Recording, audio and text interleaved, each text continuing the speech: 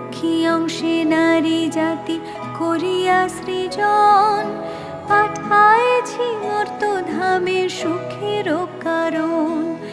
বৃথায় সুখেতে তারা ভুলিয়া আমায়, অকার্যে কুকার্যে তারা সময় কাটায়।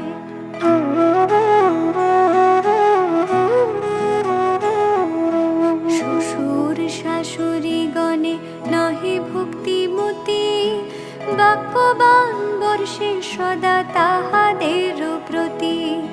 স্বামীর আত্মীয় গণে না করে আদর, থাকিতে চাহে গো সদা হয়ে স্বতন্ত্র।